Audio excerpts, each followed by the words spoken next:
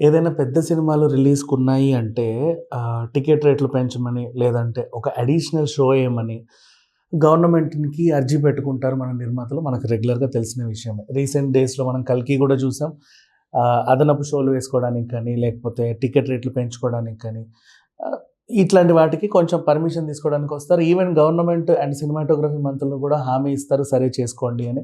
వాళ్ళు హ్యాపీగా చేసుకుంటారు.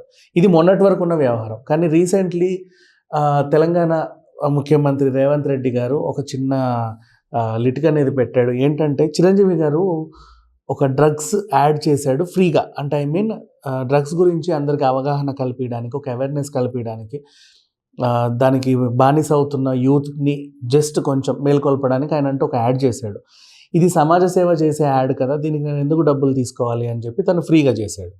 అంటే ఎలా అయితే ఆయన కరోనా టైంలో సేవ చేశాడో, ఆ బ్లడ్ బ్యాంక్ తరఫున ఎలా ఎన్ని సేవలైతే చేశాడో, దీన్ని కూడా ఒక సేవా దృక్పథంతో ఆయన తీసుకొని దాన్ని యాడ్‌ని ఫ్రీగా వితౌట్ రెమ్యునరేషన్ చేయాల్సొచ్చింది.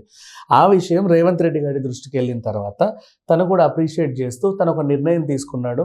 మీరు ఎలాగైతే సినిమాలు చేస్తున్నారో tobacco consumption is injurious to health అని, అలాగే liquor consumption is injurious to health అని మీరు ముందేస్తున్నారు. కరెక్టే, అంతవరకు బాగానే ఉంది.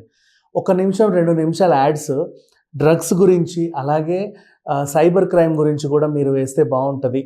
ఇక నుంచి మీరు ఎప్పుడైనా సరే టికెట్ రేట్లు పెంచండి, అది చేయండి, ఇది చేయండి అని మీరు నా దగ్గరకు వచ్చినప్పుడు నేను మీకు ఇస్తాను. కానీ మీరు కూడా సమాజానికి ఏం చేయగలరో మీ వంతు సహాయం మీరు చేయండి. అలా వస్తే నేను మీకు ఖచ్చితంగా సహకరిస్తానని రేవంత్ రెడ్డి గారు చెప్పడం జరిగింది. సో, వెంటనే మోహన్ బాబు గారు స్పందించారు. ఇంతకుముందు కూడా ఇలాంటివి నేను చాలా చేశాను. అది రేవంత్ రెడ్డి గారి దృష్టికి తీసుకెళ్తాను. అండ్ ఇక మీదట కూడా మా సినిమాల్లో మేము నిర్మించబోయే ప్రతి సినిమాల్లో అండ్ నాకు తెలిసినటువంటి సినిమాలలో కూడా అంటే మా దగ్గరకు వచ్చే దర్శకులు కానీ ఇంకెవరైనా కూడా నేను సలహా ఇస్తాను.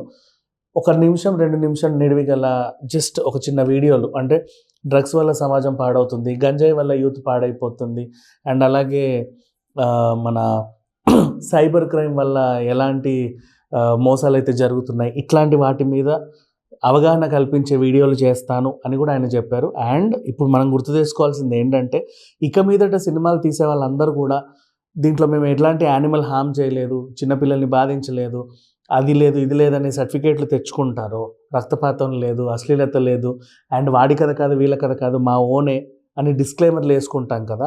దాంతో పాటే ఎలా అయితే టొబాకో యాడ్ అండ్ అలాగే మన లిక్కర్ యాడ్ వస్తుందో, ఒక యాడ్ సైబర్ క్రైమ్ అండ్ ఇంకొక అడ్వర్టైజ్మెంట్ డ్రగ్స్ గురించి వేస్తే జనాలకి ఏమన్నా అంటే కనీసం 100లకు ఒకడన్నా మారుతారు కదా అన్న ఒక చిన్న ఆశతో రేవంత్ రెడ్డి గారు అయితే చెప్పడం జరిగింది. అండ్ డ్రగ్స్ రహిత తెలంగాణగా చేయాలన్న ఇంటెన్షన్తో ఆయన వర్క్ చేస్తున్నాడు. సో, ఇక మీదట సినిమా తీసేవాళ్ళు ఎవరైనా సరే, అంటే ఇప్పుడు మన థియేటర్స్లో కూడా ఈ 2 యాడ్స్‌తో పాటు ఇంకో 2 అదనపు యాడ్స్ వచ్చే అవకాశాలు అయితే ఉన్నాయి. Thank you so much.